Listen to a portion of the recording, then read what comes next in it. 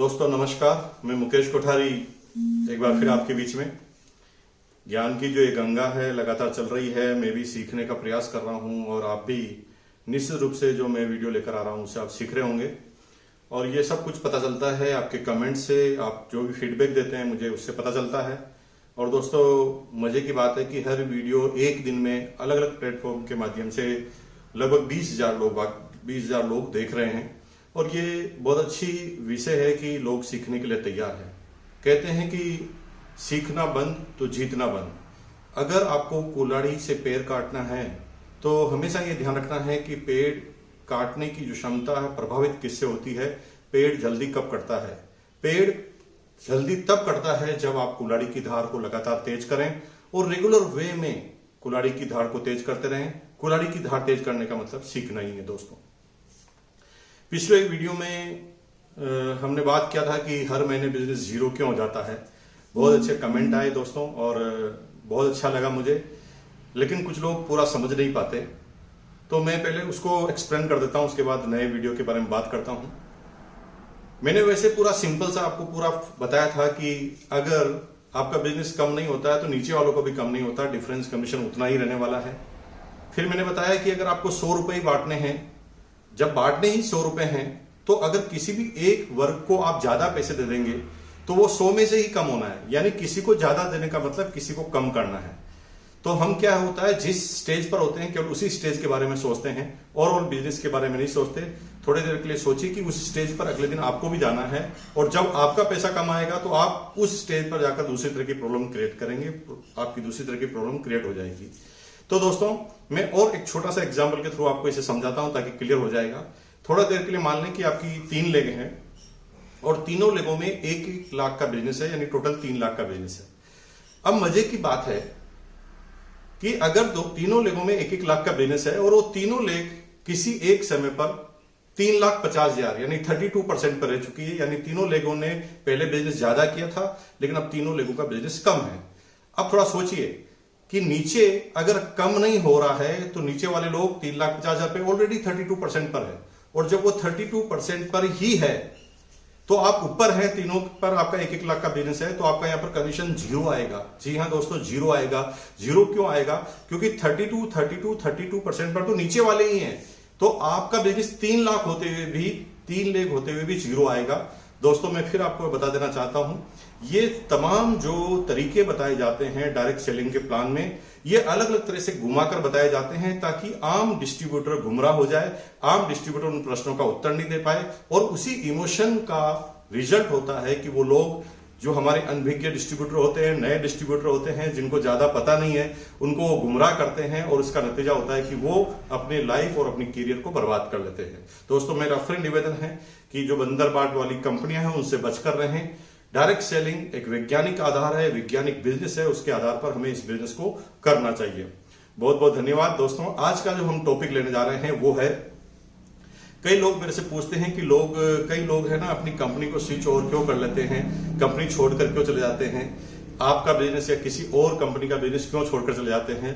दोस्तों ये बहुत लाजवाब टॉपिक है, आप अंत तक इसे सुनिए और इस टॉपिक को सुनने के बाद आप कमेंट कीजिए। जो चीज समझ में नहीं आए वो आप मेरे से पूछिए, मैं उसका जवाब दूंगा। अगर वो अप्रोप्रिएट लगा तो अगले वीडियो में मैं उसके बारे में फिर आपसे बात करूंगा और ये सिलसिला हमारा लगातार जारी रहेगा। लेकिन प्रश्न पूछने का एक नियम है जिसके बारे में मैं आपको बता देना चाहता हूं। रूल नंबर 1, पहला जो रूल है, अगर आप ज्ञान प्राप्त करना चाहते हैं तो रूल नंबर 1 है, मूर्खतापूर्ण काम करने से अच्छा है मूर्खतापूर्ण प्रश्न पूछ लेना। जी हां, मूर्खतापूर्ण काम करने से अच्छा है मूर्खतापूर्ण प्रश्न पूछ लेना। प्रश्न चाहे कितने भी मूर्खतापूर्ण ही क्यों ना हो, आप उसे पूछ लीजिए, क्योंकि अगर आप पूछेंगे नहीं तो प्रॉब्लम क्रिएट होने वाली है। क्योंकि काम गलत करने से अच्छा है गलत प्रश्न पूछ लेना। अगर आप प्रश्न पूछ लेंगे तो कम से कम आपका काम कभी भी गलत नहीं हो सकता, तो पूछने का क्रम जारी रखिए। लेकिन रूल नंबर 2, प्रश्न पूछना बिना विवेक का इस्तेमाल किए हुए उसे समय की बर्बादी कहते हैं। अगर आपने विवेक का प्रश्न नहीं पूछा, मैंने एक जवाब दिया और आपने तुरंत एक प्रश्न वापस दाग दिया, तो यहां पर अनभिज्ञता उसे कहते हैं, यहां पर इंटेलिजेंस नहीं कहते। जब कोई जवाब मिलता है तो तब तक आपको प्रश्न नहीं पूछना जब तक आपके विवेक से उस प्रश्न का उत्तर आप ना ढूंढ लें। पहले आप थोड़ा सोचिए कि अगर किसी व्यक्ति ने ये जवाब दिया है तो इसके पीछे क्या क्या रीजन हो सकते हैं और क्या क्या तोड़ हो सकते हैं। अगर ये सारी चीजों का जवाब आप ढंग से सुनेंगे तो हो सकता है आपका प्रश्न ही तैयार ना हो। दोस्तों, मैक्सिमम मैंने देखा है कि जब मैं इनबॉक्स को खोल के देखता हूं तो लोग बाग वही के वही प्रश्न बार बार करते रहते हैं और दोस्तों उन सारे प्रश्नों के उत्तर ऑलरेडी वीडियो में हैं। और मजे की बात है, जब मैंने 100 सवालों का एक जवाब डाला तो लोगों को आधी बात समझ में नहीं आई क्योंकि उन्होंने बिना समझे ही प्रश्न पूछ डाला। और फिर मैंने दूसरे वीडियो में कहा तो उन्हीं लोगों ने कहा कि सर नहीं, अब पूरी बात समझ में आ गई। तो मेरा निवेदन है कि प्रश्न पूछने से पहले थोड़ा सा दिमाग खोलिए, अपने विवेक का इस्तेमाल कीजिए। अगर मैंने ऐसा कहा है तो इसके पीछे क्या क्या कारण हो सकते हैं और पहले उत्तर ढूंढने की कोशिश कीजिए पूछने से पहले, ताकि आप ज्यादा से ज्यादा सीख पाए। दोस्तों, जैसा कि मैंने बताया कि आज का विषय है कि लोग स्विच क्यों करते हैं, कंपनियां इधर उधर क्यों बदलते हैं, या पर्टिकुलर किसी कंपनी के लोग छोड़कर क्यों जाते हैं। दोस्तों, कोई भी कंपनी का आदमी अगर किसी भी बिजनेस को छोड़ता है तो उसके कई तरह के कारण होते हैं, उन कारणों पे हम डिस्कस करेंगे। लेकिन जो पहला कारण होता है वो होता है लोभ। जी हां, किसी चीज में लोभ की भावना अगर आ जाती है, कोई आदमी ज्यादा लोभी किस्म का प्राणी होता है तो दोस्तों वो कभी भी किसी का सगा नहीं होता। न वो ट्रेडिशनल कस्टमर में किसी का सगा होता है और न ही वो अपने पारिवारिक चरित्र में सगा होता है किसी का, और भाई भाई से लड़ जाता है लोभ की वजह से। इसलिए लोभ जो है वो सबसे बड़ी बला है। दोस्तों, 90% लोग अगर छोड़ने वाले के रेशियो को हम निकालें तो उसका पहला रीजन होता है लोभ। कोई भी व्यक्ति किसे भी लोभ देता है और वो लोभ की वजह से चला जाता है। यहां पर सबसे ज्यादा जरूरी बात क्या है ध्यान देने वाली, कि जो आदमी आपको लोभ दे रहा है उसके पीछे के लोभ को आप जानिए, क्योंकि वो लोभ आपको तभी दे रहा है जब उसको कोई लोभ है, उसको कोई आने वाले समय में प्रॉफिट है तो ही वो आपको लोभ देगा। तो जब भी आपको कोई लोभ दे तो पहले उसके पीछे के प्रॉफिट को जानिए कि ये मुझे लोभ क्यों दे रहा है, इसके पीछे इसका क्या प्रॉफिट है। अगर आप इसको एनालिसिस कर पाए तो निश्चित रूप से आपके जीवन में कभी कोई प्रॉब्लम नहीं आएगी। तमाम दुनिया की कंपनियों के लोग जाते हैं, लीडर जाते हैं जो छोड़कर चले जाते हैं, तो दोस्तों उसके पीछे कारण ये होता है कि उनके अंदर लोभ की भावना भरी रहती है। और मेरे भाई, अगर कोई लोभी आदमी आपकी कंपनी में आ भी जाता है तो थोड़ा सोचिए, आप ये कैसे मानेंगे कि अगर वो लोभ की वजह से आया, कई दूसरा लोभी आदमी उसे मिल गया, तो कोई दूसरे लोभ का प्लान उसे मिल गया तो वो आपकी कंपनी को छोड़कर नहीं जाएगा। अरे दोस्तों, वो आपकी कंपनी को भी फिर छोड़ देगा। इसलिए तमाम उन बंदरबाट लीडरों से सावधान रहें। दोस्तों, मैं कई लीडरों को जानता हूं, मैंने प्रण किया है, मैंने कसम खाई है कि मैं अपने YouTube चैनल पर मैं अपनी बात में कभी किसी लीडर का नाम नहीं लूंगा और कभी किसी कंपनी की बात नहीं करूंगा। लेकिन मैं आपको बता देना चाहता हूं कि ऐसे कई लीडर हैं जो अब तक अपने कैरियर में, हिंदुस्तान में वो जाने माने लीडर हैं, लोग उन्हें जानते हैं, फॉलो करते हैं, लोगों के वो आदर्श हैं, अच्छी बातें करते हैं, स्टेज पर जब जाते हैं तो ज्ञान की गंगा उनसे बहती है। और दोस्तों, ये सारे गुणों के बाद भी अवगुण है उनके अंदर लोभ, और उस लोभ की वजह से वो इधर उधर भागते हैं। ऐसे कई लीडर हैं जो मेरे इस करियर में 20 साल के करियर में मैंने उनको देख लिया कि 5-5, 6-6 कंपनियां उन्होंने चेंज कर ली है। दोस्तों, अगर ऐसे लोभी लीडर की टीम में आप हैं तो आप अपने करियर को बर्बाद कर रहे हैं, क्योंकि जो छोड़कर आया है वो छोड़कर फिर जाएगा भी। ऐसे कई लीडर हैं जो सिर्फ पैसों को तवज्जो देते हैं। डायरेक्ट सेलिंग को पैसों के लिए कभी भी नहीं किया जाता। दोस्तों, डायरेक्ट सेलिंग को किया जाता है सिक्योरिटी के लिए। पैसा इसका बाय डिफॉल्ट प्रोडक्ट है। दुनिया में कोई भी बिजनेस करेंगे तो पैसा आएगा, लेकिन जब आप 5 साल किसी एक कंपनी में लगा देते हैं तो फिर उसके बाद छोड़कर जाने से ये दो ही चीजें साबित होती है। पहला, आपने पहली वाली कंपनी को ढंग से सेलेक्ट नहीं किया था, यानी आप मूर्ख हैं। दूसरा, अगर आपने गलती की तो आप कहीं ना कहीं लोभी हैं। जब आपको जो सोच होती है उसके अनुसार आपको इनकम नहीं आ रही होती है तो आप अपनी सिक्योरिटी को, अपना जो फील्ड वर्क है उसको छोड़कर आप लोभ की वजह दूसरी कंपनियों में स्विच कर जाते हैं। और आप जब ये स्विच करते हैं तो आप सिर्फ ये सोचते हैं कि मुझे फायदा नहीं हो रहा, लेकिन दोस्तों इस बिजनेस के अंदर आपने कितने लोगों को सपना दिखाया है, उन सपना दिखाने वाले लोगों के साथ आपने विश्वासघात किया है। और दोस्तों, विश्वासघात जो है दुनिया की सबसे बड़ी समस्या है, दुनिया की सबसे बड़ी प्रॉब्लम है। विश्वासघात करने का मतलब किसी न किसी की हत्या करने के बराबर ही है। दोस्तों, तो पहला वर्ड है लोभ। लोभ की वजह से तो कोई ये बिजनेस नहीं छोड़ रहा। तो कोई भी आदमी अगर कोई बिजनेस को स्विच करता है तो पहला रीजन होता है लोभ, और दूसरा रीजन होता है ईगो प्रॉब्लम। ईगो प्रॉब्लम दुनिया की ऐसी प्रॉब्लम है जिसने महाभारत जैसी बड़े बड़े जंग के मैदान खड़े कर दिए, और सिर्फ ईगो प्रॉब्लम कि इसने मुझे ऐसा कह दिया, इसने मुझे ऐसा कर दिया, मैं इसके साथ ऐसा कह दूंगा। अरे भाई, कुछ लोग तो ऐसे होते हैं कि मैं भूखा रह जाऊंगा लेकिन इसको सूखी रोटी भी नहीं खाने दूंगा।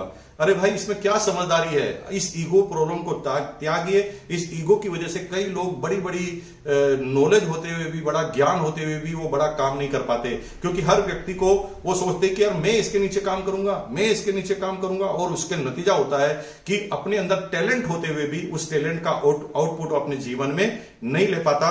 तीसरा जो सबसे बड़ा चैलेंज होता है किसी के छोड़ने का, कि वो उस बिजनेस में अपने फ्यूचर को नहीं देखता, अपने फ्यूचर को नहीं देखता, उसके पास तरीका नहीं होता है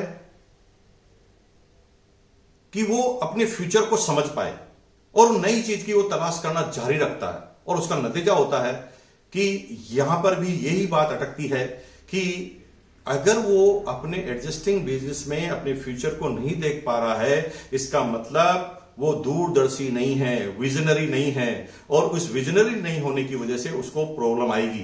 तीसरा सबसे बड़ा जो चैलेंज है किसी छोड़ने के पीछे, किसी आदमी के बिजनेस छोड़ने के पीछे, चौथा जो प्रॉब्लम है वो है काम करने की आदत ना होना और बिना काम करे कुछ पाने की तमन्ना रखना। काम करने की आदत ना होना, बिना कुछ काम किए पाने की तमन्ना रखना। और दोस्तों, पूरी दुनिया में मैक्सिमम लोग ऐसे हैं जिन्हें अगर ये कह दिया जाए कि आपको काम कुछ नहीं करना पड़ेगा, आप सिर्फ पैसे लगा दो अमीर बन जाओगे, तो ऐसे लोगों की संख्या पहले भी करोड़ों में थी, आज भी पूरी दुनिया में करोड़ों में है। और इसलिए हर बार इतना धोखा खाने के बाद भी नई नई कंपनियां आती है, इन्वेस्टमेंट कराती है, और कब वो भाग जाती है मैं पता नहीं। लेकिन हमारे अंदर थोड़ा लोभ होता है कि भाई हम पहले जुड़ जाते हैं, ज्यादा कमा लेंगे, बाद में कुछ भी हो पता नहीं, लेकिन आप ये भूल जाते हैं कि कहीं अंतिम आदमी तो आप ही नहीं है। तो चौथा जो प्रॉब्लम है जिसके बारे में मैंने बताया, और पांचवा है सीखने की कमी होना।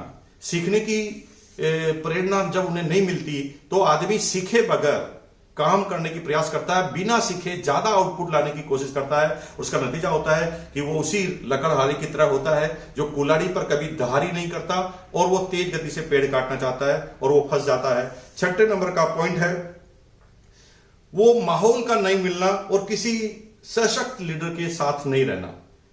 जब माहौल नहीं मिलता, एक ऐसी जगह पर वो ज्वाइन कर लेता है जहां पर सेमिनार फंक्शन का आयोजन नहीं हो रहा, या उसकी टीम में लीडर ऐसा होता है जो लगातार उसे मोटिवेट नहीं करता। जब वो आदमी मोटिवेट नहीं होता तो आगे नहीं बढ़ सकता। दोस्तों, भारत पाकिस्तान की सीमा पर दोनों तरफ सेनाएं हैं। आपको आश्चर्य होगा, पाकिस्तान के पास हथियार है तो हिंदुस्तान के हथियार है, उनके पास ट्रेनिंग है, हमारे पास ट्रेनिंग है, उनके पास सारे इक्विपमेंट है, हमारे पास भी सारे इक्विपमेंट है। तो फिर कौन सी चीज है जो ये डिसाइड करती है कि कौन जीतेगा? दोस्तों, that is called motivation. Motivation, जब हम किसी चीज को सुनकर कितने हम मोटिवेट होते हैं। जब सरहद पर गाना बजता है, ए मेरे वतन के लोगों जरा याद करो कुर्बानी, तो इस बात को सुनने के बाद खून किसका ज्यादा खोलता है, उसी के आधार पर यह डिसीजन होता है कि कौन जीतेगा। और नेक्स्ट पॉइंट है विजन का क्लियर ना होना और गहराई को ना समझना, जिसके बारे में मैंने आपसे बात कर ली कि विजनरी पर्सन होना बहुत जरूरी है और गहराई समझना जरूरी है। डायरेक्ट सेलिंग को पैसों के लिए नहीं किया जाता दोस्तों।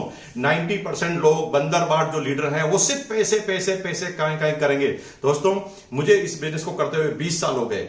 मुझे पता है कई बार पैसा कम आया होगा, कई बार ज्यादा आया होगा, और कई ऐसे लीडर हैं जो एक नई कंपनी में ज्वाइन किए और 3 साल में उन्होंने 10 लाख 20 लाख रुपए की इनकम ले ली।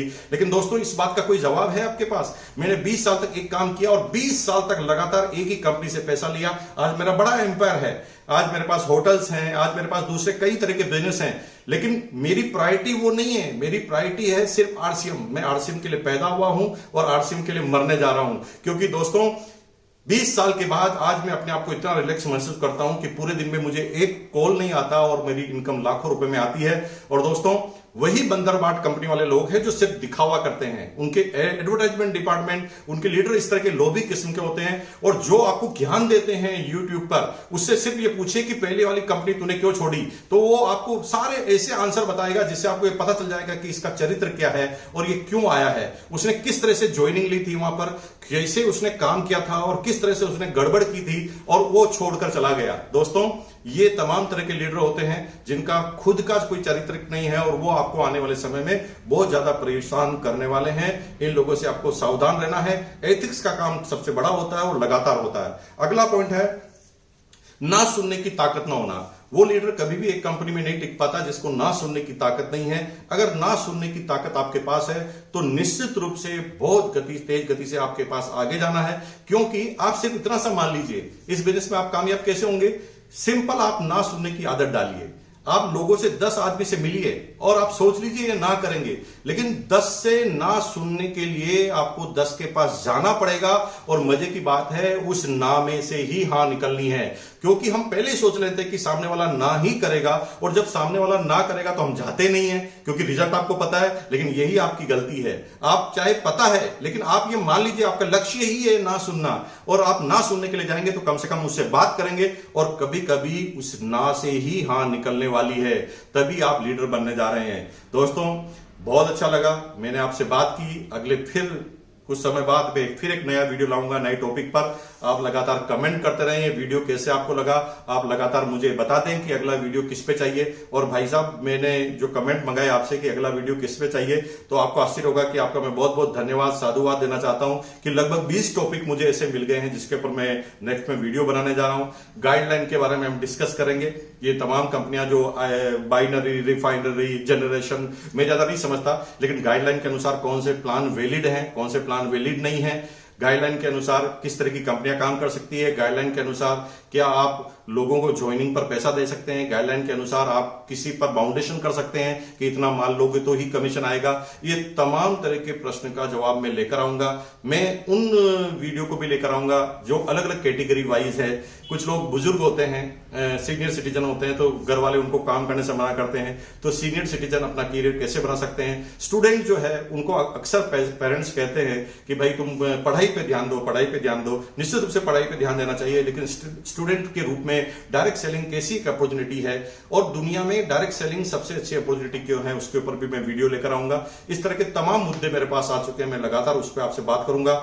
जो पिछले वीडियो में कमेंट आया है उसको मैं आपके सामने प्रस्तुत कर रहा हूं। लगातार कमेंट करते रहिए, चैनल को सब्सक्राइब कराइए। चैनल को सब्सक्राइब कराने के पीछे इतना सा मकसद है कि आपकी टीम घर पर भी अपने आप को अकेला महसूस नहीं करे, वो लगातार अपने ज्ञान का वर्धन करते रहे।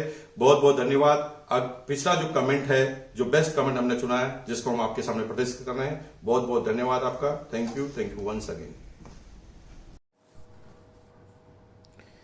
नमस्कार सर जी, आज आपने स्टोरी के माध्यम से दिमाग खोल के रख दिया कि वास्तव में दुनिया में किस किस तरह की कंपनियां चल रही है और लोगों को बेवकूफ़ बनाकर पैसा लूट कर चली जाती है।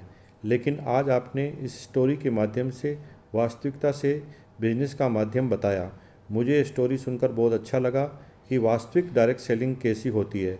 मैं आपका बहुत बड़ा फ़ैन हूँ और जीवन में बिल्कुल आप ही की तरह बनने वाला हूँ। धन्यवाद सर जी। आपका भागीरथ पालिया, राजसमंद, राजस्थान।